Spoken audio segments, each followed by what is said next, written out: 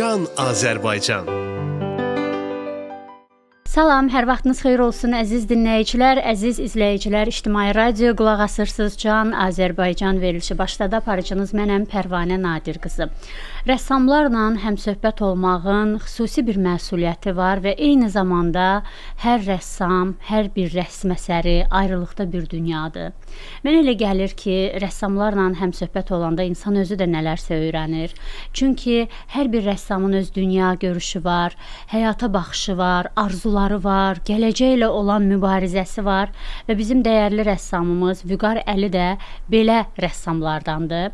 Mən böyük məmnuniyyətlə əməkdar rəssam, Azərbaycan Dövlət Mədəniyyət və İncəsənət Universitetinin dosenti Vüqar Əlini salamlamaq istəyirəm. Xoş gəlmisiniz Vüqar bəy. Bugün biz rəssamlıqda milli motivlər məsələsindən danışacağıq. Çünki mən sizin əsərlərinizə baxanda orada inanın o qədər etnoqrafik nüanslarla rastlaşdım ki, nüans demirəm, əməlli başlı etnoqrafiyadır sizin əsərləriniz. Etnoqrafiyaya üstünlük verən rəssamlar milli dəyərlərə daha çox bağlı insanlardır, tarixə, keçmişə, məsələn, musiqidə daha çox retro ifalara üstünlük verən insanlardır. İndi siz deyə bilərsiniz ki, yanılırsınız və yaxud yanılmırsınız. Amma hər halda mənim üçün maraqlıdır ki, rəssamlıqda milli motiv anlayışı nə deməkdir? Bunu necə izah edərdiniz? Çox gözəl sualdır. Təbii ki, dünyada hal-hazırda incəsənətdə, təsviri sənətdə etno-art deyilən bir termin var. Təbii ki, burada təsvirlər müxtəlif ola bilər. Yəni, bir var realistik milli dəyərlərdən gedən bir söhbət və bir də var öz dilində danışmaq. Bu biraz fərqlidir. Yəni, öz dilində danışan deyəndə nə deməkdir bu? Yəni, əlbəttə ki, təsviri sənət Avropa sənəti birinci yada düşür, yəni realistik təsvirlər. Amma gördüyünüz, ola bilər ki, izləmişsinizsə, burada tam başqa baxış bucaqları var. Yəni, simvollar, miniatür prinsipində olunmuş işlər. Bizim dilimiz deyəndə ki, bizim dilimiz təsviri sənətdə nə ola bilər? Bizim dilimiz təsviri sənətdə ən birinci yer qədim xalçalar.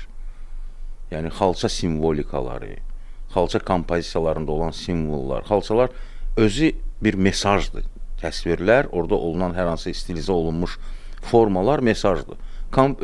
Miniatürlər tam başqa, ona yaxın, sonraki dövrlərdə kompozisiya prinsipləri ilə görünən bizim dildə, bizim şərq dilində, türk dünyasında, özbəklərdə də, qazaxlarda da, türklərdə də, yəni həmən dildə danışan rəssamlar olub. Yəni, o dil, ya quramalarımız, o daha qədim ənənədir. Yəni, orada naxış simvollar, kristaloqrafik formaların nizamlı düzülüşü və rəng həlli. Təbii, o dövrdə elm, təhsil olmayıb, xalçalar ha vaxt yaranıb. Yəni, çeşni olmadan, insanların elə bir qan yaddaşı ilə həmən kompozisiyalar, indi biz araşdıranda deyir ki, millimetrovka ya digər layihə bilməyən, çeşini bilməyən insanlar kollektiv şəkildə oturub nəğmə oxuya-oxuya xalçalar toxuyublar. Möcüzədir. Düzdür, biz bunu ötəri baxırıq, fərqinə varmırıq. Amma dərindən düşünəndə görürük ki, nə dərəcədə o müasirlik oradadır. Yəni, zamana görə, təqvimə görə müasirlik əgər axtarsaq, ən müasir yəni konseptual rəssamlar o dövrdən başlayıb. Təkcə, misal üçün, şərqə baxanda təkcə simvolik təsviri sənətlər təkcə xalçalarda, miniatürdə yox, həm də keramika və daş plastikasında, daş memarlıqda öz əksini tapıb.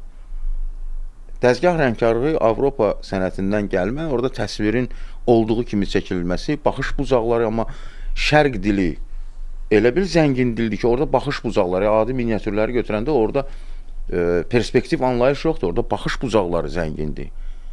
Eynən bizim musiqilərimizdə, bayatlarımızdakı kimi, nəğmələrimizdəki kimi. Yəni, baxış bucaqları var.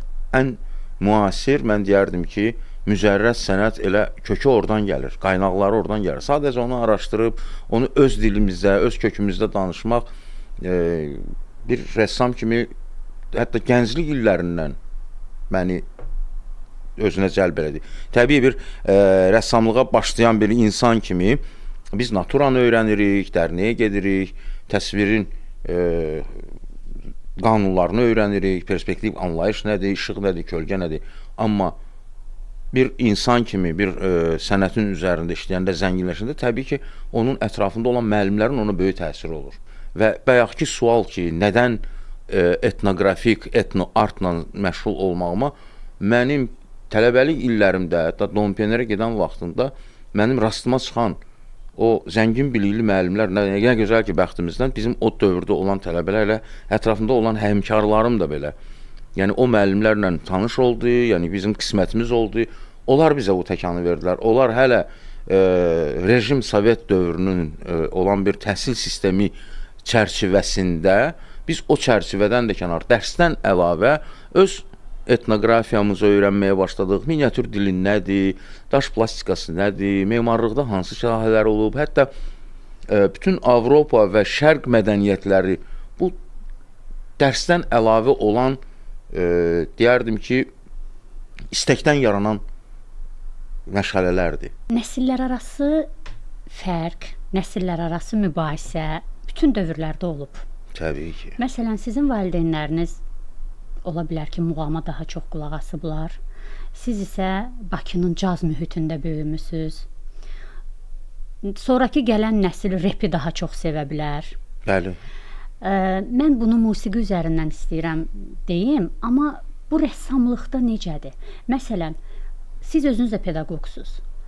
Bugün siz tələbəyə aşılayırsınız ki, milli motivləri qorumaq lazımdır, qloballaşma dövründəyik, sənət, sərhədsiz ünsiyyət deməkdir və s. və ilaxır. Amma hansısa bir tələbə sizinlə razılaşmaya bilər. O daha kreativ bir şeyin axtarışında ola bilər. Yəni, mən birsiz nəyi bilmək istəyirəm? O nəsillər arası balansı necə qorumaq lazımdır? Çox gözəl sualdır. Çünki bu hər gün mənim pedaqoji fəaliyyətimdə üzləşdiyim məqamlardır. Çünki mən tələbələrlə ünsiyyətdə də biz dərsi araşdıranda, yəni təkcə dərsdən getmir söhbət. Çünki hər şeydə dərs var. Quru dərs keçib, neysə, ancaq bu belə olar, bu belə, yox, ətrafımızda ümumiyyətlə bizim tariximiz var, keçmişimiz var və gələcəyimiz. Tarixi keçmişini bilməyən adam gələcəyindən düşünə bilməz. Çünki bu aksiyoma deyil, bu təbiət özü belə qurulub. Ağacın kökü olmasa onun yarpaqları olmaz. Biz hər gün bunu öz müzakirələrimizdə tələbələrimlə bu söhbətdə, yəni mən onlarla həmfikirəm. Mən xoşlamıram ki, bəzi insanlar deyir, bizim vaxtımızda, bəli, bizim vaxtımızda. Amma uşaqlar, hətta mənbələrə gedəndə Həzrət Əlinin belə bir sözü vardı. Uşaqlar valideynlərinin yox, zamanlarının yetirmələridir. Bu həqiqətən də böyük bir müasir kəlamdır. Çünki bu doğrudan da indiki zamanda mən o tələbə ilə ünsiyyət bağlayanda mən çalışıram öz səviyyəmi endirim onun aşağı, yəni öz qatına. Çünki onu dinləmək, onu eşitmək, ona nəsə demək üçün mən onun səviyyəsinə düşməliyəm. Mən onu qaldırmaq üçün, oradan sonra ona stimul verib, o qalxacaqmı, qalxmayacaqmı, bunu heç kim zəmanət verə bilməz. Vüqar müəllim, mən də sizin kimi gənclərin əhatəsində tez-tez oluram. Mənim də tələbələrim olur, xüsusən də jurnalistika fakültəsinin tələbələri və onlarla söhbət eləyəndə onlar deyirlər ki, Pərvanə xanım, indi süni intellekt dövrüdür, sosial media başalıb gedir, biz yəni nahaq bu peşəyə gəldik, harda işləyəcəyik və s. və ilaxır. Rəssam tələbələr arasında necə? Onların gələcəklə bağlı fikirləri necədir? Fərqlənir yoxsa fərqlənmir? Fərqlənmək ki, bu bir qlobal bir söhbətdir. Yəni ki, hər sahədə mən deyərdim ki, bu saat o problemlər var. Yəni süni intellekt deyəndə mən şəxsən öz fikrimi bildirə bilərəm ki, sözün kökündə əgər süni varsa, süni intellekt demək olar ki, olmur. İntellekt, real intellekt olmalıdır. Və süni intellektdə açıq öz fikrimi bildirim. Süni intellekt mənim üçün zamanında biz Photoshop'u öyrənəndə və digər proqramları öyrənəndə hazır makap paketlər var idi. Onda hələ mobil telefonlar təzə-təzə çıxırdı. Yəni süni intellekt mənim üçün bir vasitədir, informasiya və onu instrumentdir, yəni alətdir. Onun arxasında oturub işləyən, onu işlədən adam yüksək intellektə malik olmalıdır. Misal üçün, sadəcə götürək biz təsvir yaradırıq ya bir film çəkirik. Zaman 18-ci əsrdir, geyimlər, qiyafə bilməliyik, nə antropologiyanı bilməliyik, nə giyinib, nə yeyib, nə içib, hansı musiqiyə qulaq asıb, hansı məkanda olub, arxitekturası necədir, landşaft necədir. Bunu bilmədən süni intellekt hardan bilsin ki, sən nə istəyirsən? Məntiqlə yanaşanda süni intellektə verilən tapşırığı verən adam, yəni ki, süni intellekt bir maşındır, onun imkanları var, o da məhdud ola bilər, amma yüksək dərəcədə artır, imkanlar artır. Sadəcə onu istifadə eləyən maşın təkmilləşir. Rulun arxasında kim oturur? İnsan oturur. Sükanlar. İnsanın beyninin intellekti süni ola bilməz. Yəni termin özü mən deyərdim ki, düzgün qoyulmayıb. Süni intellekt rəssamlığı ləğv eləyə bilər? Yəni sizin peşəni əlinizdən ala bilər? O insandan asılıdır. İnsan o küyə qaçmayanda onu saxlaya bilər əlində. Sadəcə bir atın yəhərini buraxmısan, o səni qalxızıb çırpacaq yerə. Atın yəhəri sənin əlində olsa, sən onu idarə etməyi bacarsan, istədiyin mənzilə çata biləcəksən. Məsələn, bir 10 il, 15 il bundan əvvəlki tamaşaçı ilə bugünkü tamaşaçı arasında fərq var? Yerlə göy arasında. Çünki indiki tamaşaçı formatı, yəni qəbul etmə formatı dəyişib. 3 saniyə. Saat yarım, 1 saat, 20 dəqiqə filmə baxmağa onun şey yoxdur. Yəni həvəsi yoxdur. Həvəsi də yoxdur, vaxtı da yoxdur, marağı da yoxdur. Və format elə çəkilməlidir ki, o birinci saniyədə beyninə işləsin, şuuraltısına otursun. Təsvir də elədir. Amma bir şey deyim, zaman keçsə də, nələr olsa da, yenə özək dəyişməyəcək, o parçalanmayacaq. İnsanlar onu parçalamaq istəyəcək və yaxud nələrsə icad eləyəcəklər, amma yenidən peşman olub qayıdacaqlar. Musiqidə də belədir. Mən bu yaxınlarda bir musiqiyə qulaq asdım, qəzəl məni cəlb elədi. Yəni sözlər çox gözəl, səlis deyilirdi. Amma sonradan bildim ki, bunu süni intellektlə eləyiblər.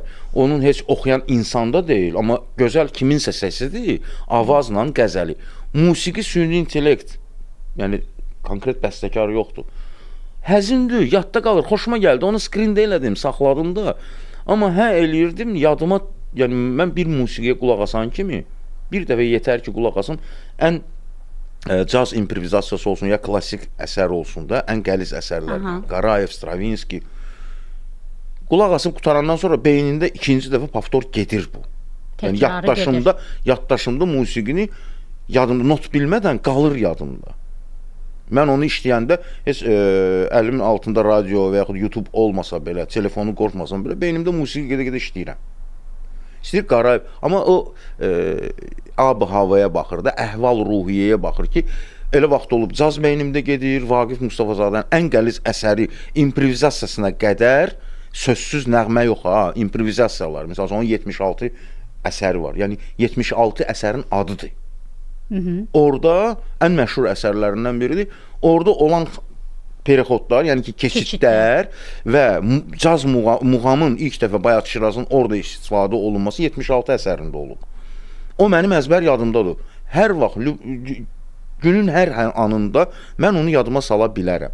Amma o süni intellektlə ən gözəl nəğmə olsun, mahnı olsun, yadda qalmır. Siz həmin o qəzəli yadınıza saxlaya bilmədiniz? Yox. Qəzəl yadda qala bilər, musiqinin melodiya qalmır. Sonradan mən gördüm ki, bunun şirinliyi bəli, orada şərq tonları vardı, akordları vardı. Amma Azərbaycan dördü, o özbək musiqisi, Atacik özbək stilində qurulmuş süni intellekt onu bizi şərq kimi deyəndə Azərbaycan götürür, onu verir. Və yaxud bir yaxın adam süni intellektlə hər hansı bir balaca bir film hazırlayır. 2 dəqiqəlik, 3 dəqiqəlik. Azərbaycanla bağlı, ya qədim paltarlarla. Baxıram, görürəm ki, ümumiyyətlə dərinlik yoxdur. Aktyor oyununda bilinir, şirinlik, ruh var. Süni intellektlə yığılmış bir şeydir. Aktyor yoxdur, təsvir var, yəni insan var. Amma o insan real insan deyil. Antropologiyası Azərbaycanın antropologiyasıdır. Giyimi də qaçaq və Azərbaycana aid olmayan bir giyimdir. Yəni süni intellektlə işləyən insanlar özləri intellekti olmalıdır. O ssenarisində, ssenari yazıraq ki, nə mənə lazımdır. Hətta onu yazmış olanda süni intellektin verdiyi imkan budur, ondan yana yoxdur. Sən təzədən görək neyisə eləyib, neyisə. Amma çox heyflər olsun ki, mən indi real çəkilişlərə baxıram. Bu yaxınlarda incəsənətin hər bir sahəsi mənim üçün doğulmadır və filmlərimizlə də, çəkilən filmlərlə də, rejissorların işləri ilə də olan çəkdiyi əziyyətlərlə də maraqlanıram. Xoşlayıram həmişə, məsələn, teatrda mən rəssam işləyəndə zakulis, yəni səhnə arxası nələr baş verir, o daha maraqlı olan anlardır. Bu yaxınlarda mən hörmət elədiyim rejissor Emil Quliyevin TikTokda baxırdım, o çəkiliş arxası olan vəziyyət, yəni ki, o proses necə gedir. Dedim, ilahi, bunlar necə əziyyətlər çəkirlər də, kameralar, işıqlandırma, avadanlıqlar, rəssam işi, grimyor işi, aktyorla işləmə, özünün o meydançanı, düzdür, zamanında mən görmüşəm Babək filminin, Eldar Quliyev rəhmət eləsin, filmin kadr arxası çəkiliş səhnələrini mən dokumental lentlərdə görmüşəm. Bir adam 2000 adamı və yaxud 10.000 adamı necə megafonla idarə edir bu. Hər adamın işi deyil. Zaman gələcək elə insanların əziyyəti yadda qalacaqmı və yaxud ona ehtiyac duyacaqlarmı? Babək filmi ən çox çətin çəkilən büdcəsinə görə və yaxud giyiminə, kostyumuna görə döyüş səhnələri bir kamera ilə çəkilən film olub. Onun operatoru, rəssamı, rejissoru necə əziyyətlərdən çəkiliblər? İndi biz o cür əziyyətləri çəkən insan, bəşər övladı. Birdən-birə gedək, əlimizi qoyaq əlimizin üstünə, onsuz da bizə aktyor lazımdır, rəssam lazımdır, o lazımdır, bəs nə lazımdır? Hansı, nəyə gedirik biz? Ola bilər dünyada buna gedir, axın gedir. Axı biz bilərəkdən özümüzü oda salıb, öz əlimizdə olan resurslardan imtina edib, hər şeyi süni intellektin həvaləsinə buraxa bilmərik axı. O da var. Rəssamlıqda kreativ olmaq nə deməkdir bugün? Kreativ rəssam kimdir? Kreativ rəssam o deyir ki, təsviri olduğu kimi çəksin. Kreativ düşüncə tərzidir, fantaziyadır. Müəyyən olunan vasitələri əlində istifadə edən bir rejissordur. Yəni, rəssam artıq rejissor kimi, o təkcə Malbert arxasında gözünün qabağında olan Veneranı olduğu kimi çəkmək, o şəkil çəkir və öyrənir texniki tərəfi. Amma onun kompozisiya tərəfi, oyun yaratmaq, hansı vasitələrdən, ona görə təhsildə ümumiyyətlə insan istəyir universitet çərçivəsində olsun, istər individual əgər məşğul olursa, ətrafında hər o vasitələrlə maraqlanmalıdır. Ona bir müəllim yönəldici lazımdır ki, yəni zamanında lazım olan şeyləri öyrənsin. Yəni tarixi də, etnografiyanı da, incəsənət tarixində hansı dildə danışacaq, nə deyəcək. Bəli, dərnəkdə çəkir, olduğu kimi, misal üçün, qoydu heykəli, işıq kölgə budur, qurmaq, konstruksiya, bu heykəl Veneradır, bu Qotimilandır, bu nə bilim, Avqustlu imperator. Amma sonra kreativ, bəli, indi ola bilər o çəkdiyi düşüncə tərzini hansı dildə ifa eləyəcək. Orada məna olmalıdır, niyə vurğulama olacaq, fəlsəfə orada yaranır. Yəni, bir var tapşırıq, öyrənmə, çalışma və çalışmanı, mən həmişə tələbələrə deyirəm, çalışma eləməyin, çalışın, elədiyiniz hər hansı bir kompozisiyaya ad qoyun. Nə eləmirsən, nədən bəhrələnmirsən? Ola bilər, bayatını götürüb təsvirə çevirmirsən, deməli, orada mövzu var orada. Mövzu və motiv var. Motivi bilməlisən ki, sabah orada fəlsəfə oradan doğur. Zamanla insanların keyfiyyət anlayışına yanaşması dəyişir. Məsələn, bir neçə il bundan əvvəl, tutaq ki, 50 il bundan əvvəl, biz milli ornamentləri bir rəsm əsərində olduğu kimi görəndə, rəngli görəndə ürəyimiz açılırdısa, bugün hansısa bir rəssam rəngləri qarışdıra bilər, oradan kiçik bir ornament işarələri qoya bilər və o bizə kreativ təsir bağışlaya bilər. Bu, tamaşaçıdan tamaşaçıya dəyişir. Rəsm əsərini bugün bahalı edən nədir? Bahalı rəssam anlayışı var, Vüqar müəllim. Bax, kimdir bahalı rəssam? Biraz təzadlı sualdır. Bahalı rəssam heç kim zəmanət verməyib ki, məsələn, bu gözəl rəsm çəkirsə, bu kreativ ola bilər ya olmaya bilməz. Burada marketinqin böyük rolu var. Yəni, rəssama bu suala cavab verməyi bir qədər təhlükəlidir. Nəyə görə? Çünki həmkarlar da var. Kimisə xətrinə də deyə bilər, ya özümə də sual verəndə, mən özüm də o sualı verirəm özümə ki, bu bahalıdırmı, bahalı deyilmi? Bəlkə zaman onu bahalı eləyəcək. Bəlkə elə bir... Çünki mən araşdıranda 50-ci illərin, 40-cı illərin incəsənətini, Avropa, Amerika və maraqlananda ki, Avropanın özündə realistlər də olub, impressionistlər də olub, hər dövrü keçən adamlar, indi 20-ci əsrdə artıq izmlər yaranmadı, izimlərdən sonra başladı yeni bir velosiped heç kim icad eləmədi. Yəni bir-birini təqlid forması oldu, yeni formalar. Təqlid eləmə, öyrənmə, yəni kimsə davam eləyir Picasso kimi, o kubizmi, kimsə davam eləyir impressionist kimi, kimsə modernistlər kimi davam eləyir. Amma yeni bir şey izmlər hələ pişir, puxtalaşır. Bəlkə də zaman onu yetişdirməlidir. Onu rəssam yetişdirə bilməz. Orada bir sosial partlayış, bir sıçrayış, bir evolyusiya olmalıdır. Mən belə fikirləşirəm. Amma ona baxmışam ki, misal üçün hansısa bir Avropa ölkəsində bir dənə belə nəsə kompozisiya yoxdur belə. Onu elədilər 10 milyarda satdılar, nə bilim, şounu yaratdılar. Amma görürsən ki, dəyərli bir təsvir, minlərlə, milyonlarla adam bəyəndi, qəbul elədiyi şey o deyil. Burada yenə deyirəm, burada marketinq anlayışı var və oyundur bu, şov. O rəssamın orada o suala cavab verə bilməyəcək. Heç vaxt cavab verə bilməyəcək. Van Gogh zamanında onun qardaşı almışdı başqa adı altında, bank işçisidə ki, təsəlli vermişdi. Amma ölümündən sonra milyardlara qaldırdılar. O alan adamlar Van Goghu başa düşürlər. Van Goghun kompozisiya, həyatını qoyaq bir qırağa da, Irving Stone yazmışdı. Yaşamaq yanğısı, onun filmi də var. Onu qoyaq bir qırağa, kompozisiyanın o kətanı, o motivi, stilizə, nə bilim, nə, o analizi eləyə, o yoxdur. Heç onun marağında, deməli, dəbdədirsə, Van Gogh bahalıdır, bu mənim kolleksiyamda olsun. Bugün də var elə tamaşaçılar. Təbii ki var.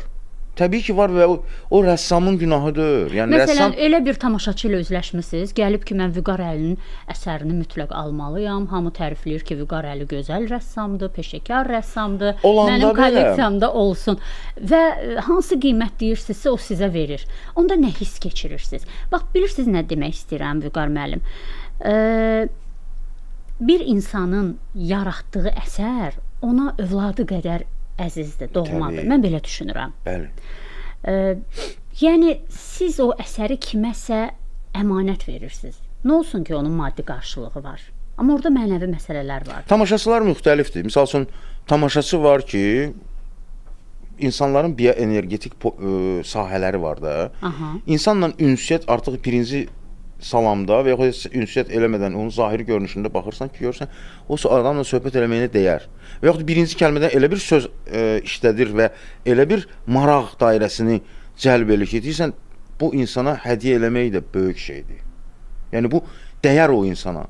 Adam da var ki, yəni, intellektini qoyaq bir qırağa, onun enerjisi adamı itəliyir. Yəni, elə alıcılar da olur.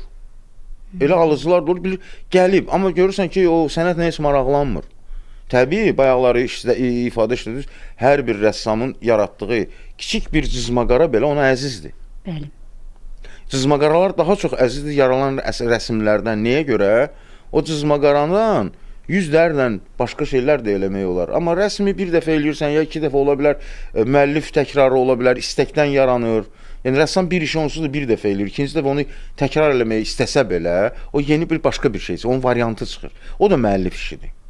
Amma istəkdən yaranan işlər olur. Yəni ki, cəmaat maraqlanır, onun yəni, həvəsində olur, onun həsrətində olur, gözləyir də belə, əlində başqa işlər varsa belə, deyir, mən istəyirəm o iş məndə olsun. Adam da var ki, gəlir, görürsən ki, yox, bu insanın o dəyəri də verməyəndə, elə əlbəttə, çünki rəssam o işi yaradırsa öz emalatxanasında, sabah o təkcə emalatxana üçün deyir, axı, o öz ömrünü başqa bir yerdə, ehtiyac olunan yerdə yaşamalıdır. Çünki işdən adam olub ki, o işlə səhər durur, nəfəs alır, axşam da yatanda ondan enerji alır. Bəli. Elə işlər var ki, enerji verir, elə işlər var ki, orada negativ enerji ola bilər, ona heç evdə otaqdan asa bilmərsən. Çünki orada energetik hisslər daha çoxdur. Rəng, forma, simvollar, sətiraltı şeylər. Gözəl məsələdir. Həqiqətən elə rəsm əsərləri var ki, sən onu evində asırsan, amma o sənə mənfi təsir verə bilər. Bəli. Mən bunu zamanında hiss eləmişəm. Tretyakovlarda olmuşdu elə bir hadisə. Orada belə bir hadisə olmuşdu Rusiyada. Yəni ki, kiməsə yardım eləmişdilər, rəsmlərini almışlar, sonra fəlakətlə üzləşdilər.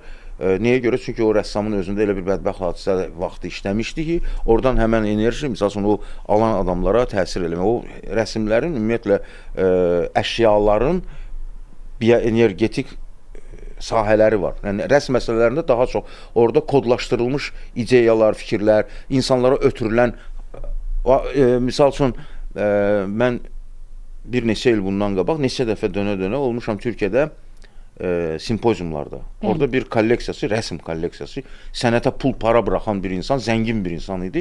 O şərabçılıqla məşğul idi. Bank sistemini buraxıb, Amerikadan gəlib, özü də Türk idi, Türkiyədə böyük bir sahə almışdı. O öz üzüm sahələri vardı, öz zavodunu tikdib, özü də fəhlələrlə səhər sübdən durub gedirdi, fəhləçilik edirdi, həm də oranın böyüyü idi, müdür idi. Biz orada ekskursiyada olanda təbii ki o yerin altında olan, hansı ki orada çaxırın hazırlanan prosesində muzey idi. Yerə kilimlər asıb, divara rəsmlər, həzin simfonik melodiya. Biz ondan soruşanda ki, burada nə baş verir, deyirdi, siz bilmirsiniz. Bunun hazırlanmasında şərabın hazırlanması. Bəli, o orqanik məhsuldur. Musiqi, rəsm, rəng, ətrafında asılan güllü, çiçəkli və yaxud gözəl kompozisiyaların onun hazırlanmasına sirli təsiri var. Orada muzey eləmişdi. O rəsmlərin də böyük təsiri var.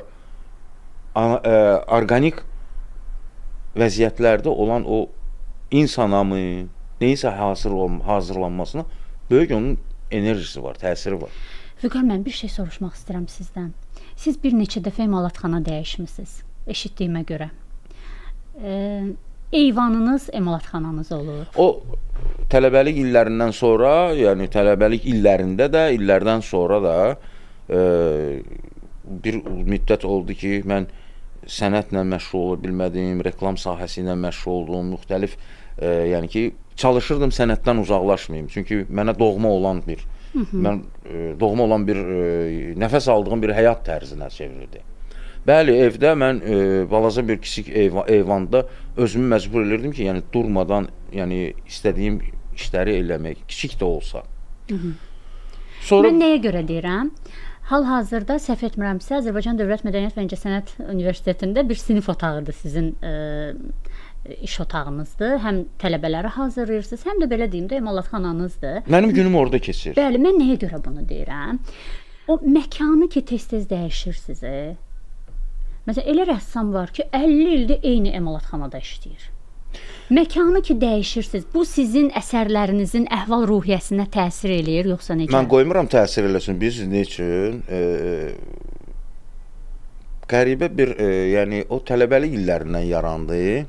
Adamlar, bəli, çox gözəl sualdır.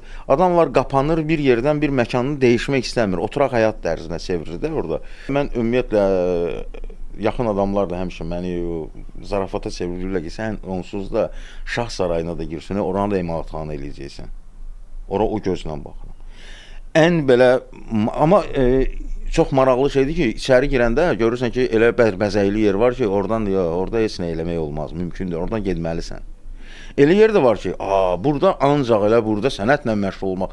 Olub ki, 4 divar verilib mənə, mən götürmüşəm, yəni gedişatı dəyişmişəm, yəni vəziyyəti, otağın o içəridə olan ab-hava yox da, o otaqda olan əşyalar, necə, yəni bir var statik qayda ilə oturma, bir də var ki, dəyişirsən quruluşu, orada artıq sənət yaratmaq olar.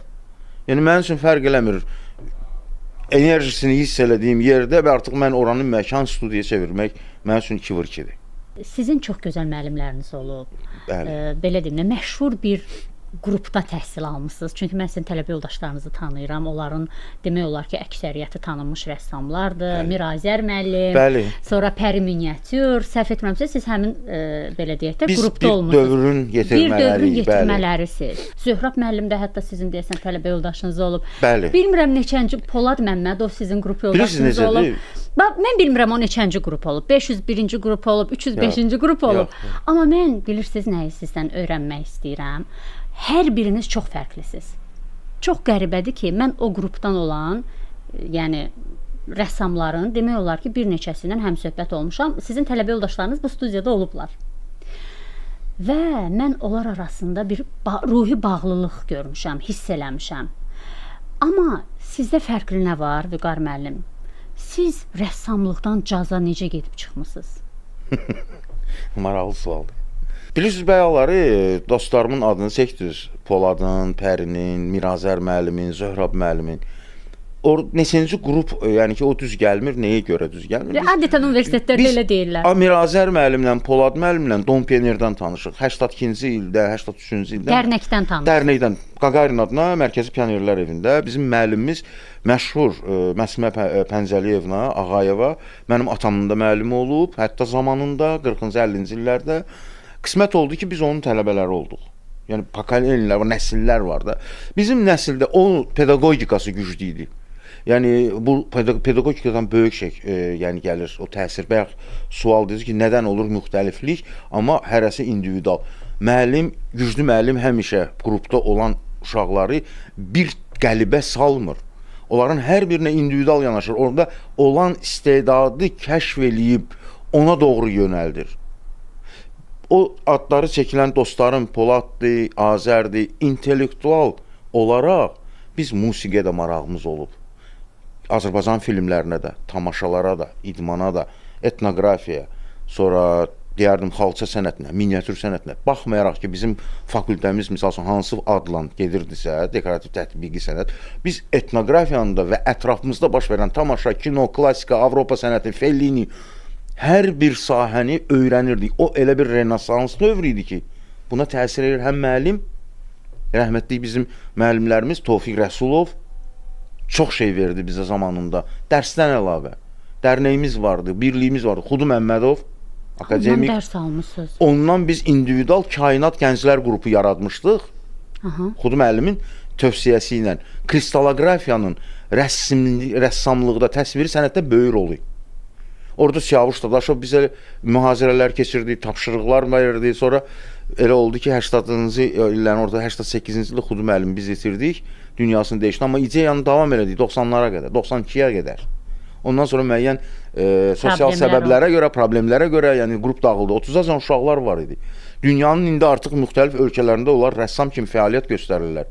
Hal-hazırda o qrupda özəklərindən olan İlham Ənvəroğlu Konya Universitetinin professorudur, həm də ki, bölüm başqanıdır. Orxan Cəbrayıloğlu. Bizim tələbəlik illərimiz bir keçib. Misal üçün, Zöhrab müəllim oxuyurdu, bizdən bir kurs aşağı. Pəri Miniatür Universitetdə məndən baxmayaraq ki, pillələr var idi, amma biz pillə görmürdük. Biz bir yerdə, bir hansısa yığıncaqda və yaxud dərnəkdə və yaxud hansı bir tədbirdə və yaxud yaradıcılığımızda biz tələbə kimi dördük axı. Dərsdən sonra qalıb işləyirdik. Kimisə imalatxanası vardı, kimsə universitetdə qalırdı. Gecəyəcən, gecə günlərlə olurdu ki, biz... Və onda caza qulaq asırdınız. Tək onu yox. Caz məndə caza qığılcım, düzdür, rəssamlığa 3 yaşından başlayıb, caza mənim həvəsim və marağım 6 yaşında, 5 yaşında Sevil Vokal İnstrumental Ansamblının lent yazıları televizorda səslənirdi. Allah rəhmət eləsin, Vaqif Mustafazadə sağ idi. Hər həftə onun ifası gedirdi. Mən uşaq qaçırdım, televizor qucaqlayıb baxırdım ona. O nəğmələri elə improvizasiya. Mən bilmirdim caz nədir. Mən caz bilmirdim. Sadəcə improvizasiyalar məni öz ağuşuna alırdı. Cazla bağlı əsərləriniz var? Var, çoxdur, seriya əsərlərim var. Müəyyən müddətdən sonra artıq onlara da həsr elədim, klassik caza da. Çünki tələbə olanda artıq mənim təsir eləyib ümumiyyətlə musiqiyə marağım, incəsənətin bütün sahələrinə Qobustan jurnalı. Orada Duke Ellingtondan sonra digər Pərviz Rüstəmbəyovu mən ilk dəfə Qobustan jurnalında tanıdım ki, o Azərbaycan pionerinin cazı olub, cazın pioneri olub. Zamanında 30-cu illərdə, 40-cı illərdə çox gənc yaşlarında Səid Rüstəmov Niyazinin rəhbərliyi ilə caz orkestri, Tofiq Quliyevin bəstələdiyi mahnı, hətta bir neçə təəssüflər olsun ki, o lent yazıları qalmayıb, arxivdə yoxdur. Cazmenlər sizin sərgilərinizə tez-tez gəlirlər. Təkcə gəlmək yox, 2016-cı ildə ilk dəfə belə bir proyekt oldu. Bakıda keçirilən caz festivalının rəhbəri Rayin Sultanov idi, cazmen. Onunla biz dostluğumuz var, yəni ki, daha yaxın dostluq ilk dəfə onda oldu. Mənə müraciət elədi, tanış olduq və belə bir ideya qoydu ki, mən istəyirəm caz festivalda caz rəsmlərlə bir yerdə bir sərgi olsun. Vaxtı çox az idi. Yer məkan təyin elədik və mən ideyanı belə götürdüm ki, klassik cazmenlər, Azərbaycanın pionerləri və müasir Azərbaycan caz ustaları bölündü. Dünya cazı və abstrakt kompozisiyalar və simalar, şəxsiyyətlər. Bəli. Orada Əzizə Mustafazadə var idi, Rayin Sultanov, sonra İsvar Sarabski, Şahin Növrəstli, yəni bu cazmenlərin portretləri, kompozisiyaları, Vaqif Mustafazadə, Rafiq Babayev, o orta nəsil Azərbaycan və pioner Fərviz Rüstəmbəyova işlər həsr eləmişdim. Bir də dünya cazında Emma Fitzgerald vardı orada, Duke Ellington vardı və digər kompozisiyalar. Çox maraqlı sərgi keçdi. Deməli, Dəyirmanda, Ratundada. Orada gözəl festivalın açılışı və ilk sərgi cazla bağlı orada oldu. Sonra mən onu davam elədim. Rənglərin ritmi adında artıq 3 ildən sonra 19-cu ildə muzey mərkəzində onun ardı olaraq musiqi kompozisiyalar cazmenlərə aid və ümumiyyətlə orada estrada, caz kompozisiyaları, yəni ki, o korifeylərin portretləri də var idi, ümumi kompozisiyalar da vardı. Yəni orada artıq rənglərdə o improvizasiyaları başladım eləməyə. Onlar böyük işlər idi, həzmcə böyük işlər idi. Vüqar müəllim, caz nə rəngdədir? Cazı adətən dünyada 3 rəngdə götürüblər: qara, qırmızı, ağ. Vaqif Mustafazadənin əsərlərinə rəngdədir. Vaqif Mustafazadənin əsərlərində isə mən bənövşəyi rəngdən və bahar rənglərindən daha çox istifadə eləyirdim. Niyə görə? Çünki o baharda doğulub da, martın 16-sı. Mən də martın 16-sı doğulmuşam da. Çox qəribə bir təsadüf var. Bilmirəm bu necədir, Allahın işidir də. Yəni ki, nə dərəcədə onu da oradan da mən çox sevirəm, onun əsərlərini. Təəssüflər edirəm ki, mən onu uşaq olmuşam. Görməlisiniz. Yəni mən o yaşım, indiki yaşım və yaxud gənclik illərim, tələbəlik illərim olsun, mən onu yeyib tapıb ondan o qədər suallar verəcəkdim. Bəlkə də saatlarla oturub ona qulaq asacaqdım. Çünki mən öyrənirdim də ki, o maraqlı insan olub. O sənətlə bərabər insanın şəxsiyyəti böyük amildir. Yəni ki, qəliz ola bilər, çətin adam ola bilər, hər adama qapı açmayan adam ola bilər, elə də olmalıdır. Amma elə adamları axtaranda onlar sənə qapı açacaqlar. Çünki onlar özlərindən olanı tanıyırlar. Çox sağ olun Vüqar müəllim. Təşəkkür edirəm. Nə yaxşı ki, varsınız və belə gözəl verilişlərlə insanları maarifləndirirsiniz. Gəncləri xüsusən maarifləndirirsiniz. Bizim də əlimizdən o gəlir ki, yəni tariximizi yaşadaq, onu davam eləyək, onu gələcək nəsillərə ötürək. Bu vacibdir, bir missiyadır. Çox sağ olun. Və bu günləri mən sizə bura gələndə təbii ki, bir sürpriz elədim. Qarşıdan gəlir Novruz bayramı. Mən sizə belə bir səməni gətirdim və onunla bərabər mən sizə bir balaca kitab hədiyyə eləyəcəyəm. Kitabın adı Portretdir. Bunu Azərbaycan Milli Xalça Muzeyinin direktoru Əminə Məlikova yazıb. O dostluğumuz var. Ondan zaman öncə muzeydə də işləmişik, yəni gənclik illərində onunla həmkar olub işləmişik. O rəssam həyatını, ümumiyyətlə rəssamlığa biganə olan adam deyil və sənəti çox sevən insandır. Çox sağ olun Vüqar müəllim. Həqiqətən çox gözəl hədiyyə oldu. Mən təşəkkürümü bildirirəm sizə. Bayaq dediniz ki, insanlarla söhbət eləyəndə, həm söhbət olanda gərək o necə dediniz? Bioenergetik sahələr bir-birini tutsun, üst-üstə düşsün və yaxud bilmirəm siz bunu necə izah edirsiniz. Mənə elə gəlir ki, bizim bu söhbətimiz uğurlu alındı, yoxsa rəssamdan hədiyyə almaq, əziz izləyicilər. Bu elə belə bir şey deyil. Mən dərin təşəkkürümü bildirirəm sizə. Bu bizim İctimai Radioda iş masamın ən gözəl hissəsində olacaq. Təşəkkür edirəm sizə və əziz dinləyicilər, bir daha xatırladım ki, bugün biz rəssamlıqda milli motivlər mövzusu haqqında danışdıq.